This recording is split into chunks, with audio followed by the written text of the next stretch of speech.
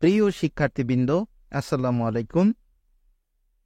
গত ক্লাসে আমরা সবুজ বন্ধু অর্থাৎ সায়েন্সের অনুশীলন বইয়ের যে তৃতীয় অধ্যায় সেটার আমরা প্রথম 48 পৃষ্ঠা পর্যন্ত অর্থাৎ 44 থেকে 48 পৃষ্ঠা পর্যন্ত আমরা সলভ করে দিয়েছি, সবগুলো পূরণ করে দিয়েছি। এরপরে আমাদের 49 পৃষ্ঠা থেকে আজকে শুরু হবে। তো 49 পৃষ্ঠায় আমাদের প্রথমে যেটা ছিল সেটা হচ্ছে যে তোমার যে উদ্ভিদের নাম এবং উদ্ভিদের বিভিন্ন যে অঙ্গগুলো আছে সেগুলো একটা ছক দিয়েছে, ছকটা পূরণ করতে বলেছে। তো উদ্ভিদের নাম এবং অঙ্গগুলোর মধ্যে আমরা আমাদের যে উদ্ভিদের নামটা ছিল কি, তারপরে কোন কোন অঙ্গগুলো দেখতে পাওয়া যায় সেগুলো একটু লিপিবদ্ধ করতে বলেছে। এখন আমরা তোমাদের সবার সুবিধার্থে আমি একটা নমুনা অ্যান্সার তোমাদের জন্য লিখে রাখছি, সেটা তোমরা লিখতে পারো। সেটা হচ্ছে এই যে আমার যে উদ্ভিদের নামটা সেটা ছিল কি, কাঁঠাল গাছ। আমরা এটা তোমরা তো জানো, লাস্ট ক্লাস দেখলে তোমরা জানবা আমরা এটাকে কাঁঠাল গাছ দিয়েছি। এবং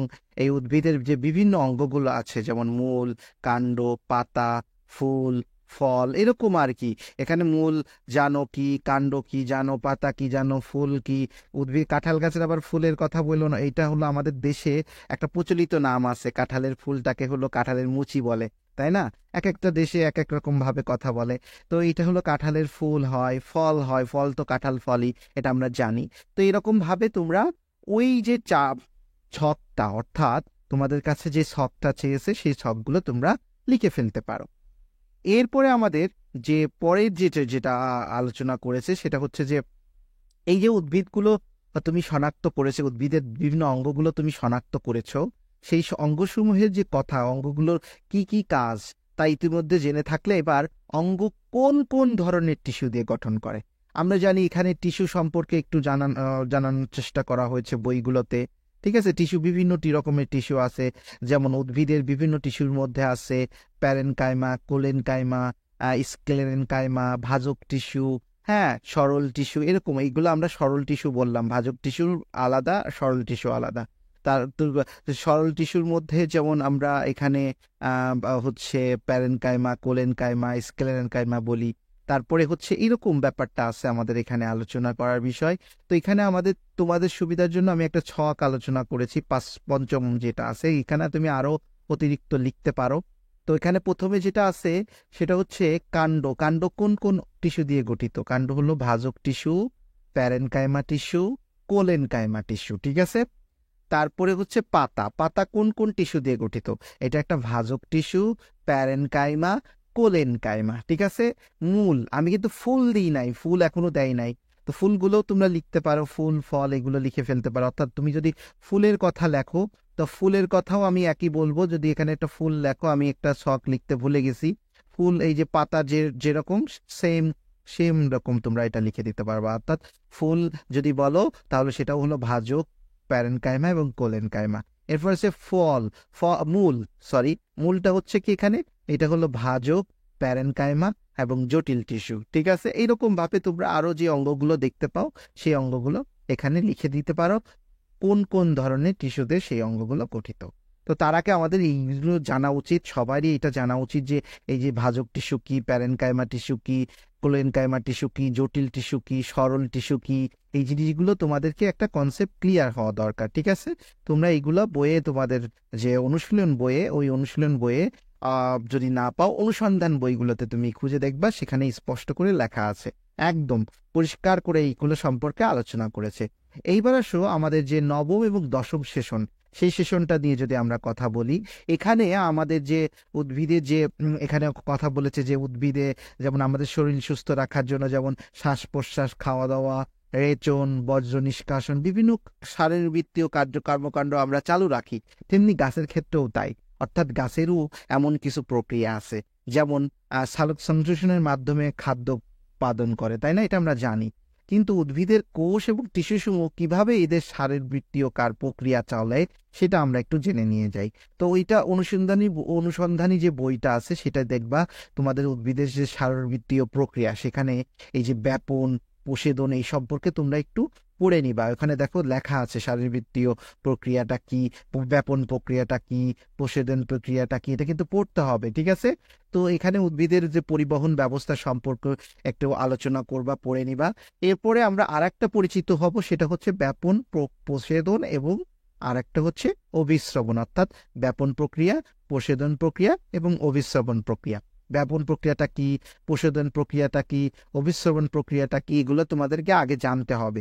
ব্যাপন প্রক্রিয়া কাকে বলে, প্রশোধন প্রক্রিয়া কাকে বলে, অভিস্রবণ প্রক্রিয়া কাকে বলে, এগুলো তোমরা অনুসন্ধানী যে বইটা আছে সেই বইয়ে দেখবা, এটা পড়ে নিবা, ঠিক আছে? এটা তোমরা পেয়ে যাবা, উদ্ভিদের শারীরবৃত্তীয় একটা বলে চ্যাপ্টার আছে, ওখান থেকে এটা দেখে নিবা।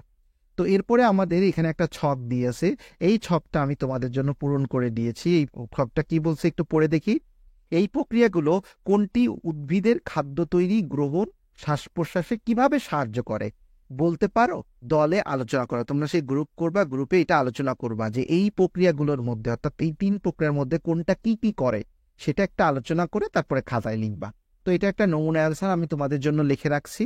সেটা হচ্ছে এরকম যে ব্যাপন প্রক্রিয়ায় উদ্ভিদ মাটি থেকে মূল এবং কাণ্ডের মাধ্যমে তার প্রয়োজনীয় পানি ও খনিজ লবণ শোষণ করে ব্যাপন প্রক্রিয়ার মাধ্যমে। শোষণ ছাড়াও অন্য সব রকম শারীরবৃত্তীয় কাজ এই ব্যাপন প্রক্রিয়ায় ঘটে। উদ্ভিদ সালোক সংশ্লেষণের সময় বাতাসের কার্বন ডাইঅক্সাইড গ্রহণ করে এবং অক্সিজেন ত্যাগ করে। এই কাজটি ব্যাপন প্রক্রিয়া দিয়ে সম্পন্ন হয়। উদ্ভিদ দেহে শোষিত পানি ব্যাপন প্রক্রিয়ার মাধ্যমে বাষ্প আকারে প্রশোধনের মাধ্যমে দেহ থেকে বের করে দেয়।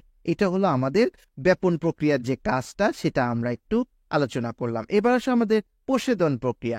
প্রশেদন প্রক্রিয়াটা কি বলেছে? উদ্ভিদের সকল কোষে পানি সরবরাহ এবং সালোক সংশ্লেষণের মাধ্যমে তৈরি খাদ্য বিভিন্ন প্রান্তে পৌঁছানোতে প্রশোদন গুরুত্বপূর্ণ ভূমিকা পালন করে। প্রশোধনের ফলে বাহ্যিক নালীতে যে টান পড়ে, সেই টান মূলরোম কর্তৃক পানি শোষণে সাহায্য করে। এছাড়া প্রশোধনের ফলে সৃষ্ট টান পানি, এটা হলো পানি হবে, হ্যাঁ, এটা হলো পানি ও খাদ্যরস উপরে উঠানো, লবণ পরিশোষণ, পাতা এবং অন্যান্য অংশে খনিজ উপাদান পৌঁছানো ইত্যাদিতে সহায়তা করে। এরপরে আমাদের অভিস্রবণ যেটা বলেছে, অভিস্রবণটা কি?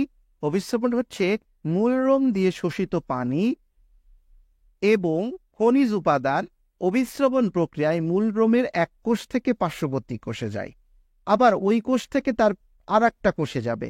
এইভাবে কোষ থেকে কোষে পানি ও খনিজ পদার্থ চলতে চলতে একসময় জাইলেম ভ্যাসেলে পৌঁছায়।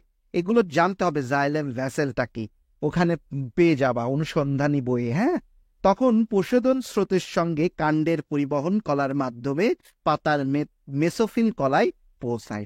এইভাবে আমরা এই প্রক্রিয়ায় উদ্ভিদের যে খাদ্য তৈরি, গ্রহণ এবং শ্বাস প্রশ্বাসে কিভাবে যে সাহায্য করে, সেগুলো আমরা দলে আলোচনা করে একটা লিখে তোমাদের একটা নমুনা কপি দিয়ে দিলাম। তোমরা এটার আলোকে লিখতে পারো। এটাই যে লিখতে হবে এমন না, আমিও বিভিন্ন জায়গা থেকে কালেকশন করছি, বিভিন্ন বই থেকে। তোমরাও বিভিন্ন পরামর্শ নিয়ে বিভিন্ন বই, তোমাদের যে মেইন বই, সেই বইটা পড়ে এখান থেকে সাহায্য নিয়ে একটা নমুনা অ্যান্সার লিখতে পারো। তো এইটাই, এই আজকে আমরা নেক্সট ক্লাসে এই যে পরে যে একাদশ সেশনের যে পরের থেকে বাকি সেশনগুলো আমরা কমপ্লিট করে দেব। আজকে এই পর্যন্তই। সবাই তোমরা ভালো থেকো। আর আমার চ্যানেলটা হচ্ছে এই যে সাগরস গাইডেন্স, এই চ্যানেলটা তোমরা একটু লাইক, কমেন্ট করে এবং শেয়ার করবা। এবং এখানে তোমাদের অনেক ভিডিও আছে, যেমন লাস্ট ক্লাসের ভিডিওটাও আমরা এখানে আছে, তোমরা এটা একটু আলোচনা করবে, এটা একটু দেখবা। দেখে এটার আলোকে তোমরা আমার এরকম প্রতিনিয়ত যে ভিডিও যদি পেতে চাও, তবে অবশ্যই আমার চ্যানেলটা সাবস্ক্রাইব করবা, লাইক, কমেন্ট করবা এবং আমার পাশে থাকবা। সবাই ভালো থেকো। আল্লাহ হাফেজ।